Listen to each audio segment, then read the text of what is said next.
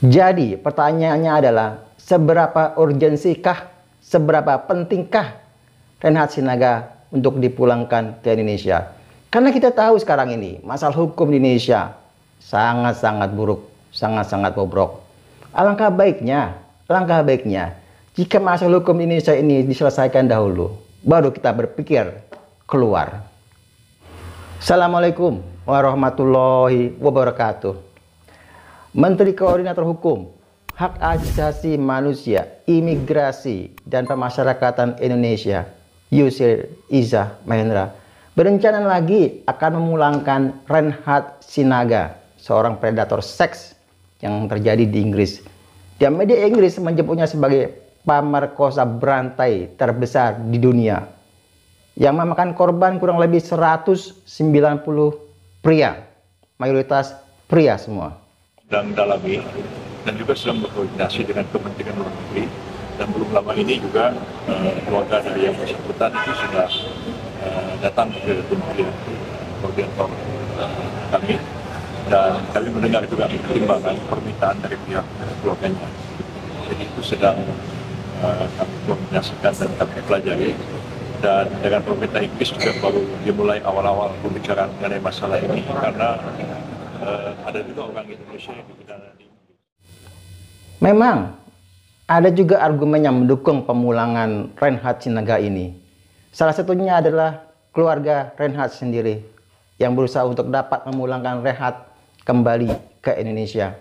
Di satu sisi, Reinhard Sinaga ini adalah warga negara Indonesia, dan tentunya negara wajib untuk melindungi warganya walaupun dia melakukan kejahatan di luar negeri. Tapi ada argumen juga yang menentang kepulangan Reinhard Sinaga ke Indonesia. Termasuk media Inggris dan juga masyarakat Inggris menolak kepulangan Reinhard Sinaga ke Indonesia, karena dia sudah melakukan kejahatan yang luar biasa. Predator seks yang boleh dikatakan terbesar dan terheboh di Inggris Raya. Dan juga karena Reinhard Sinaga ini adalah seorang predator seks yang tentunya akan menimbulkan kekhawatiran pada masyarakat Indonesia jika dia dipulangkan ke Indonesia. Apa yang terjadi dengan anak-anak? Apa yang terjadi dengan masyarakat Indonesia dan mengetahui kalau dia dipulangkan ke Indonesia? Sekarang kita bertanya, bagaimana jika dampaknya Reinhard Sinaga jadi dipulangkan ke Indonesia? Tentunya dampaknya akan beragam, termasuk dengan masalah hukum yang ada di Indonesia, karena ini melibatkan dua negara antara Inggris dan Indonesia mengenai masalah hukumnya.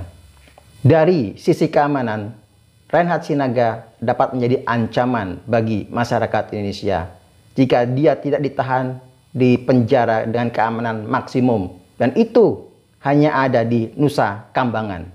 Dari sisi korban, perilaku bejat Reinhard Sinaga dapat menimbulkan trauma, baik trauma mental ataupun psikis bagi mereka.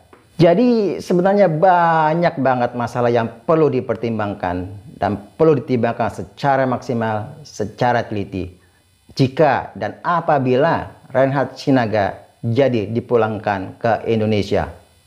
Untuk masalah Reinhard Sinaga dipulangkan ke Indonesia, bagaimana menurut kalian semua? Komen di bawah agar ada pemasukan dari pendapat-pendapat kalian semua. Salam.